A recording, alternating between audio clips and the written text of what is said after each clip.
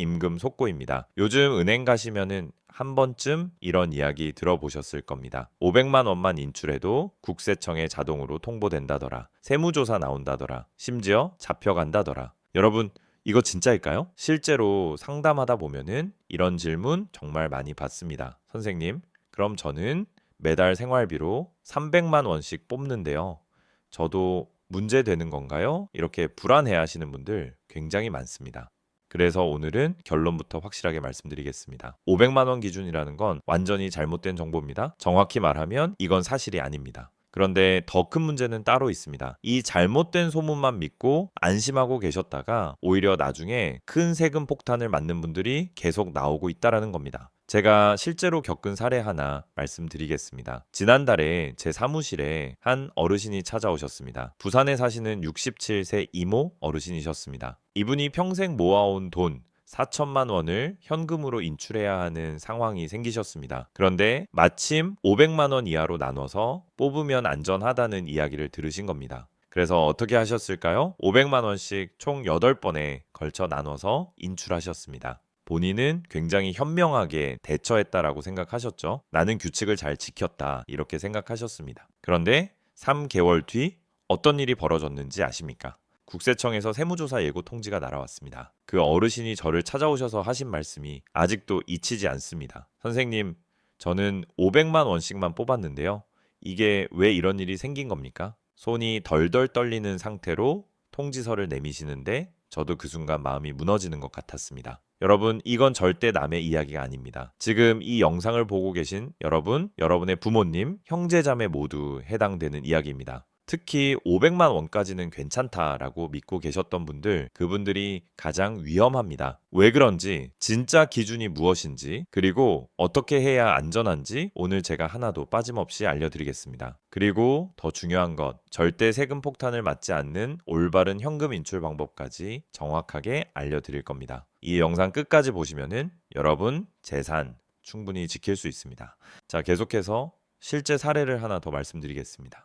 대전에 사시는 71세 박모 어르신 이야기입니다. 이분은 손자 결혼 자금으로 3천만 원이 필요하셨습니다. 그런데 이분도 소문을 들으셨습니다.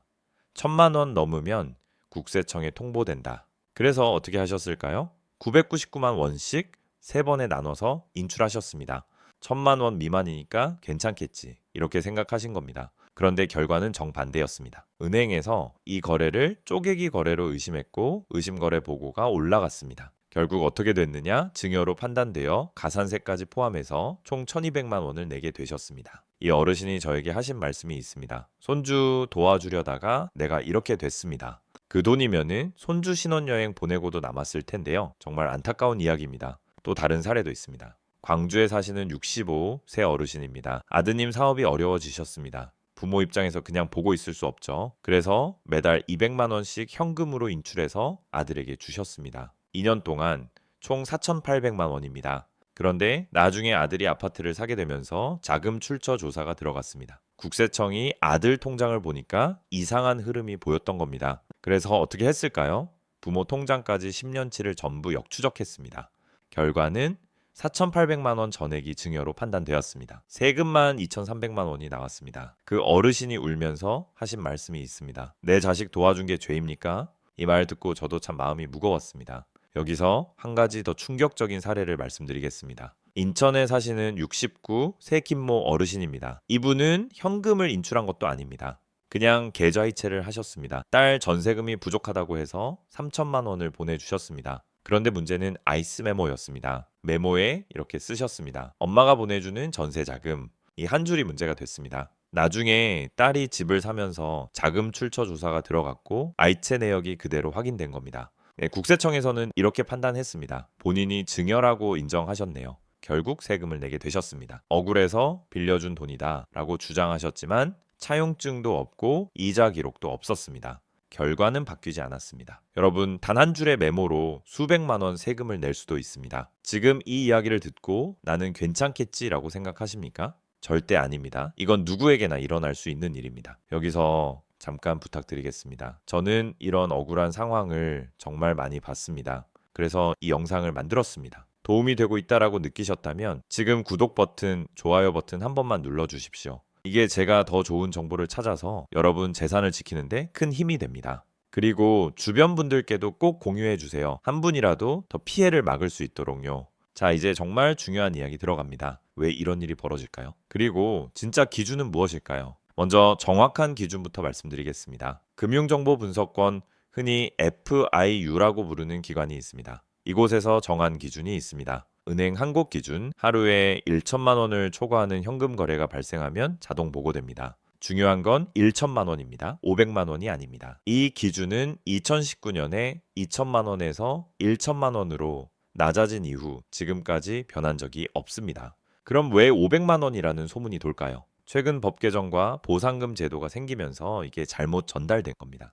하지만 여기서 끝이 아닙니다. 더 중요한 질문이 있습니다. 그럼 999만 원씩 뽑으면 괜찮은 거 아닌가요? 절대 아닙니다. 이게 가장 위험한 생각입니다. 왜냐하면 의심거래 보고 STR이라는 게 있기 때문입니다. 이건 금액 기준이 없습니다. 은행 직원이 이상하다라고 판단하면 100만 원이든 50만 원이든 보고할 수 있습니다. 그리고 요즘 시스템은 매우 정교합니다.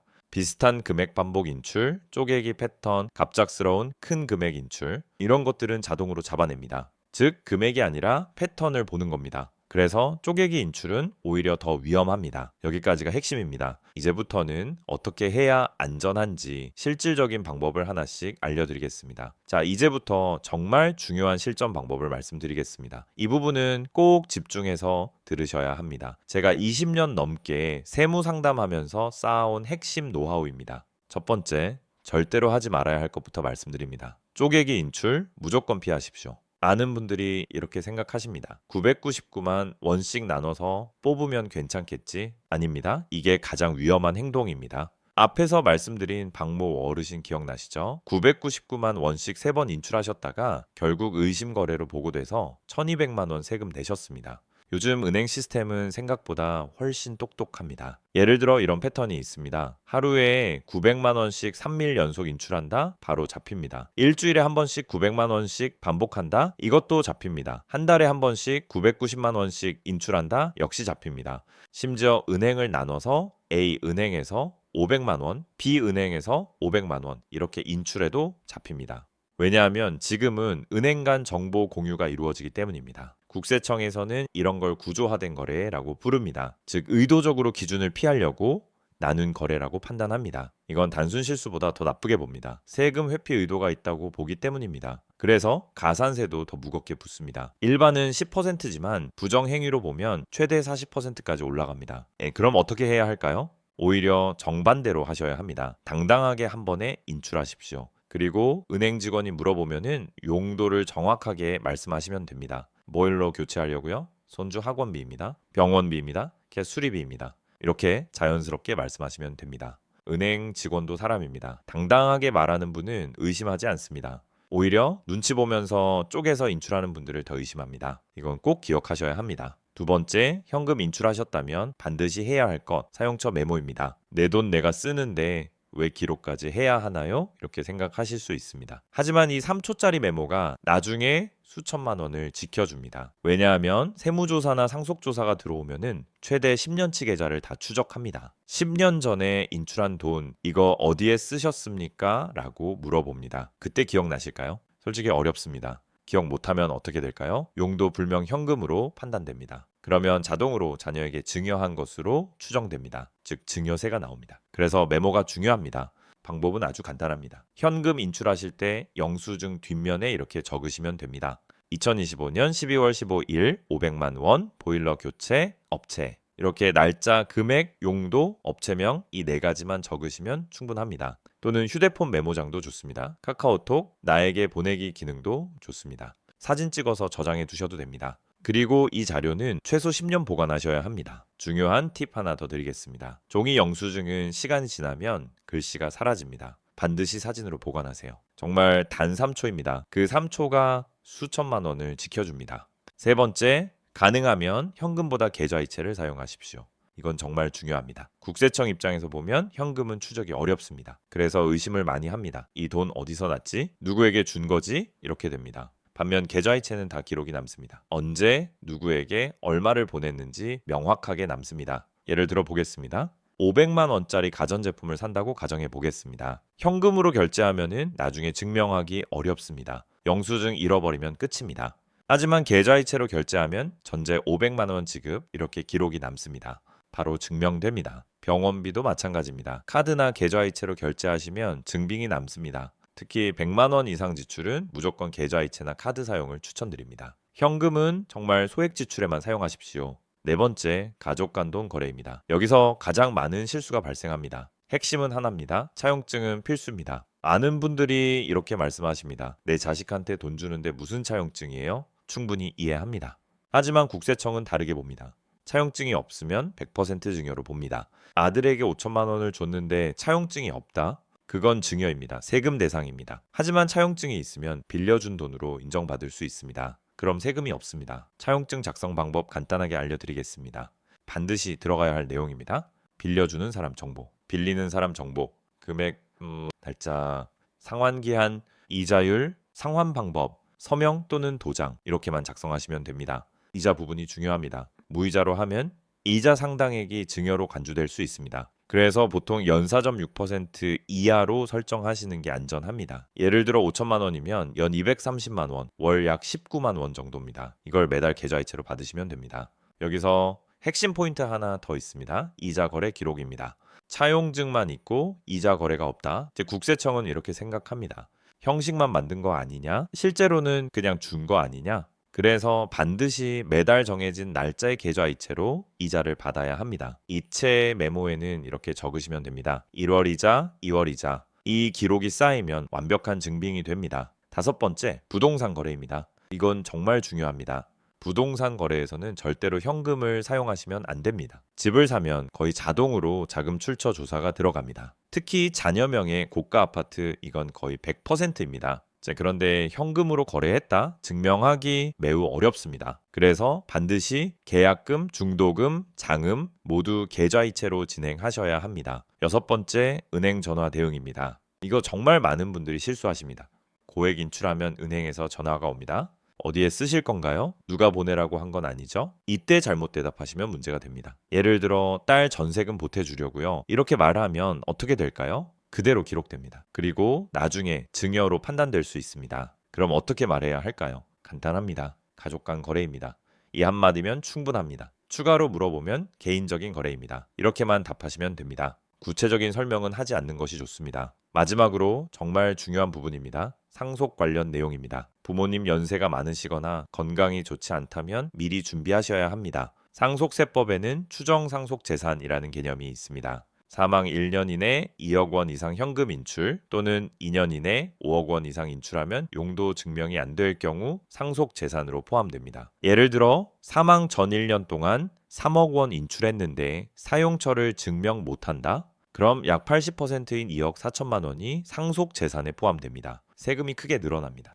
그래서 미리미리 합법적으로 정리하셔야 합니다. 증여 공제도 활용하셔야 합니다. 자녀에게는 10년간 5천만 원, 손주에게는 2천만 원까지 세금 없이 증여 가능합니다. 이 범위 안에서 미리 나누면 상속세 부담을 줄일 수 있습니다. 여기까지 이해하셨다면 여러분은 이미 절반 이상 성공하신 겁니다. 다음 마지막 파트에서는 이미 실수하신 분들을 위한 해결 방법과 실제로 성공적으로 세금을 피한 사례를 자세히 알려드리겠습니다. 자, 이제 마지막으로 이미 실수하신 분들을 위한 해결 방법과 실제로 세금을 피한 사례까지 현실적으로 말씀드리겠습니다. 먼저 이런 생각 드실 겁니다. 선생님, 저는 이미 잘못했는데 어떡하죠? 걱정하지 마십시오. 방법은 있습니다. 첫 번째, 과거 자료를 최대한 찾아내셔야 합니다. 예전에 현금 인출하신 적 있으시죠? 그때 사용하신 영수증, 계약서, 거래 내역 전부 다시 찾아보셔야 합니다. 집안 구석구석 뒤져보십시오. 서랍장, 책상, 옷장 위, 박스 안 어디에 들어있는지 모릅니다.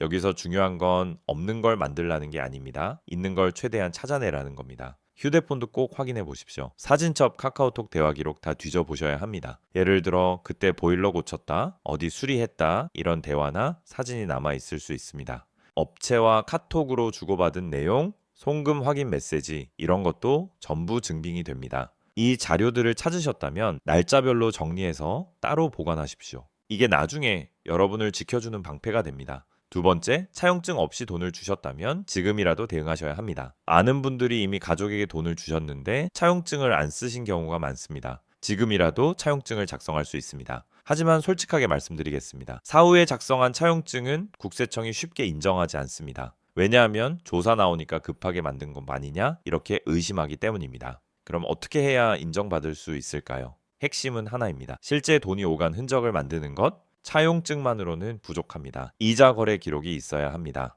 지금부터라도 매달 정해진 날짜 이자를 계좌이체로 주고받으십시오. 이게 매우 중요합니다. 현금으로 주고받으면 의미 없습니다. 반드시 계좌이체로 하셔야 합니다. 이체 메모에는 1월 이자, 2월 이자 이렇게 명확하게 적으십시오. 그리고 최소 6개월 이상, 가능하면 1년 이상 꾸준히 이어가셔야 합니다. 이 기록이 쌓이면 실제 차용 관계로 인정받을 가능성이 높아집니다. 핵심은 종이 한 장이 아니라 지속적인 금융 기록입니다. 세 번째, 이미 증여를 하셨다면 자진 신고를 검토하셔야 합니다. 이건 상황에 따라 다르지만 굉장히 중요한 전략입니다. 세무조사 나오기 전에 자진 신고를 하시면은 가산세가 크게 줄어듭니다. 신고 안 하고 있다가 적발되면은 무신고 가산세 20%가 붙습니다. 거기에 납부지연 이자까지 붙습니다. 하루하루 계속 쌓입니다. 몇 년 지나면 이자만 해도 상당한 금액이 됩니다. 하지만 자진 신고를 하면 무신고 가산세가 10% 수준으로 줄어듭니다. 부담이 훨씬 줄어듭니다.